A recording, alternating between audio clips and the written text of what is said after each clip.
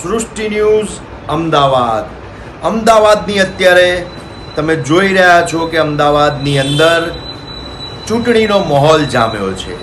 ત્યારે આપણે આજે વસ્ત્રાલ એરિયાની અંદર આવી ગયા છીએ ને આજે વસ્ત્રાલ એરિયાની અંદર આપણે ઉમેદવાર જોડે વાત કરીશું કે વસ્ત્રાલ એરિયાની અંદર ઉમેદવાર કોણ કોણ છે. તો આવો આપણે જાણીએ કે વસ્ત્રાલ એરિયાની અંદર કયા કયા ઉમેદવાર છે. તો ઉમેદવાર જોડે વાત કરીશ કે શું નામ છે ભાઈ તમારું? રાજેન્દ્ર પટેલ. રાજેન્દ્રભાઈ, તમે ઇલેક્શનમાં ઊભા છો, તો આ વખતે ઇલેક્શનમાં કયા પ્રકારનો માહોલ છે? ઇલેક્શનની અંદર એકદમ સાયલન્ટ માહોલ છે. જે છુપા વોટરો છે એ વખતે આ વખતે આમ આદમી પાર્ટી ચાલુ વોટ આપી રહ્યા છે એવું અંદર ખાતે દેખાઈ રહ્યું છે અને આ વખતે આમ આદમી પાર્ટીની પેનલ વિજય બનશે એવી અમને આશા છે. બીજા ઉમેદવાર જોડે વાત કરીશું આપણે. ઉમેદવારનું નામ શું છે? મારું નામ જીગર કંચાલ છે, વસ્ત્રાલ વોર્ડ 41. આ વખતે આ જે કોર્પોરેશનનું ઇલેક્શન છે, તો ઇલેક્શનની અંદર મેઇન મુદ્દા કયા છે? ખરેખર કોર્પોરેટરોનું કામ શું છે એ જનતાને ખાલી રોડ રસ્તા ગટર નથી, પણ અમદાવાદ મહાનગરપાલિકાની અંદર કોર્પોરેશનમાં બેસીને 10 વર્ષ સુધી અમદાવાદનો વિકાસ કઈ રીતે થઈ શકે એના માટે કોર્પોરેટર ચૂંટવામાં આવે છે અને એ રોડ મેપથી કોર્પોરેટરોએ કામ કરવાનું હોય છે અને એ બધા ભેગા થઈને નિર્ણય લેવાનો.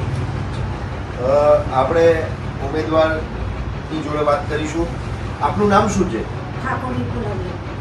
આ વખતે જે ઇલેક્શન થઈ રહ્યું છે અમદાવાદ મ્યુનિસિપાલિટી કોર્પોરેશનનું, એમાં શું કયા પ્રકારના એવા મુદ્દા છે કે રોડ રસ્તા અને ગટર સિવાયના જે મુદ્દા છે એમાં કઈ તમારું ફોકસિંગ છે?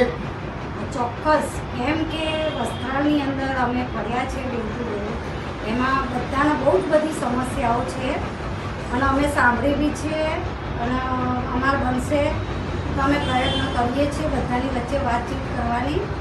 અને સરકારી સ્કૂલો છે જેમ કે એજ્યુકેશન અત્યારે મોંઘવારીનું જે સામાન્ય વર્ગના માણસો છે એમનો પોસાય એવું છે નહીં પગાર સેલેરી, એટલે એના માટે અમારો ફોક્સ છે કે ભાઈ રસ્તા ગટર લાઈન એ બધું અમે સત્તા ઉપર આવીશું, બધાનું ધ્યાન અમે દોરીશું.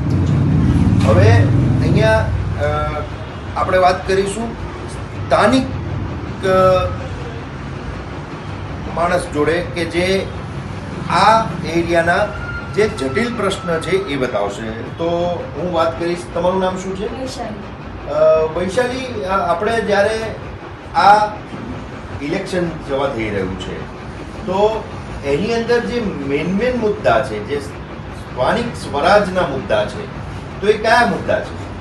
આમાં તો પહેલો તો છે અમે પ્રચાર કર્યો એમાં અમે જાણ્યું કે લોકોના ઘરે ઘરે ડોળું પાણી આવે છે, એની હજી સમસ્યા ઉકેલ થયો નથી.